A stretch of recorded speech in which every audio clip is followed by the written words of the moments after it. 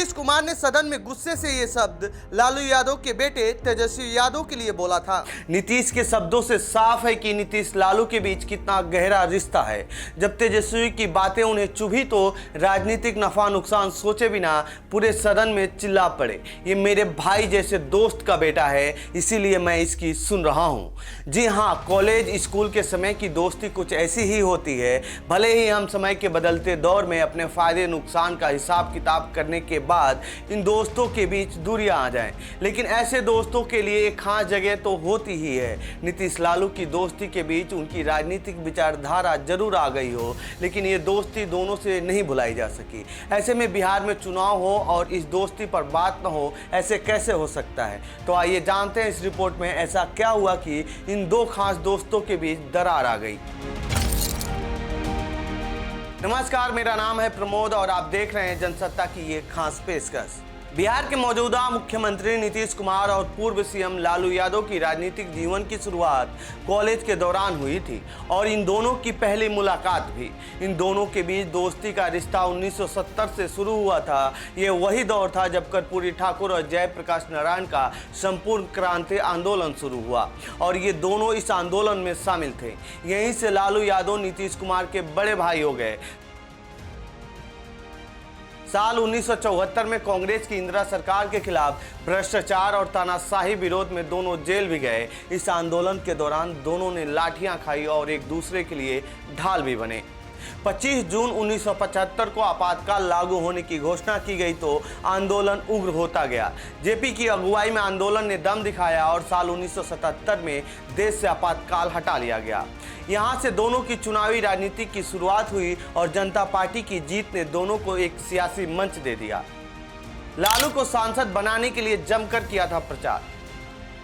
लालू यादव अपने भाषण देने की एक खास अंदाज की वजह से लोकप्रिय हो गए थे, जबकि नीतीश रणनीतिक मामलों में बहुत तेज थे।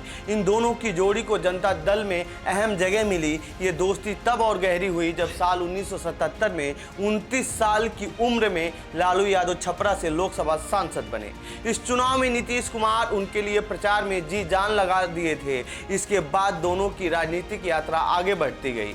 1980 के दशक तक लालू नीतीश की जोड़ी बिहार में अजय मानी जाने लगी।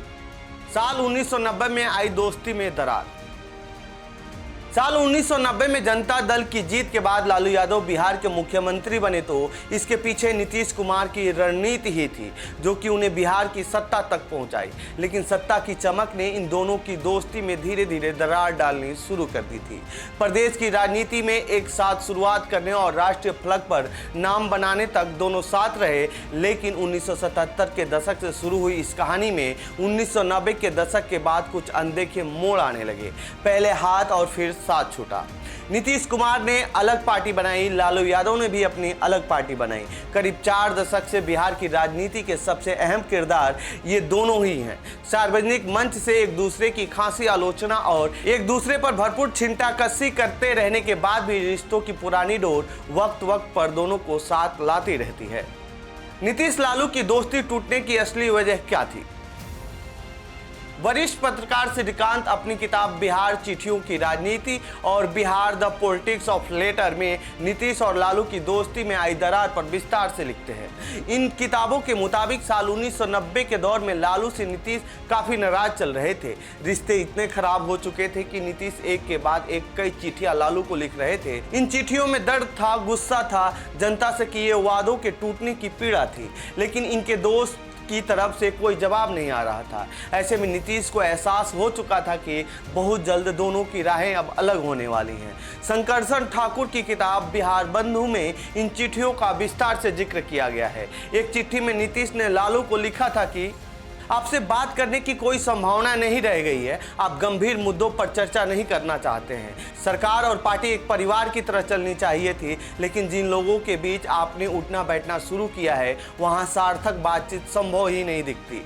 जनता दल की सरकार कार्यकर्ताओं के खून पसीने से बनी थी, इसी वजह से आप सत्ता में बैठे।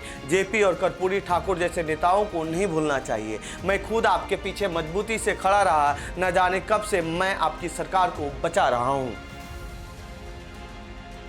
नीतीश ने जातिवाद का लगाया था आरोप। नीतीश ने आरोप लगाया कि सरकार में जातिगत भेदभाव बढ़ रहा है, विशेष जाति के लोगों को फायदा मिल रहा है और कुर्सी के आसपास सत्ता लोलुप लोग मंडरा रहे हैं। नीतीश की सबसे बड़ी शिकायत यह थी कि सरकार के हर सामूहिक फैसले का पूरा श्रेय वे खुद ले रहे थे। नीतीश कुमार साइडलाइन महसूस कर रहे थे, अकेले पड़ चुके थे और जनता के बीच लोकप्रियता सिर्फ लालू की बढ़ रही थी। आडवाणी की गिरफ्तारी हो या धर्मनिरपेक्ष राजनीति की राह हमने मिलकर चुनी थी, लेकिन दिखाया ऐसा गया जैसे सब आपने अकेले किया हो। यह स्वार्थपूर्ण राजनीति है। बिहार भवन की घटना ने सब कुछ खत्म कर दिया। शंकरसर ठाकुर ने अपनी किताब में दिल्ली स्थित बिहार भवन की एक घटना का जिक्र किया है जो कि 1992 की है। नीतीश, शिवानंद तिवारी, बृषिन पटेल, लल्लन सिंह सहित कई नेता लालू से मिलने पहुंचे थे। किसानों का कई दिनों से प्रदर्शन चल रहा था। नीतीश चाहते थे कि लालू उसका समाधान करें, उनकी बात सुने, लेकिन बैठक के शुरू होते ही कुछ ऐसा हुआ कि सभी स्तब्ध रह गए।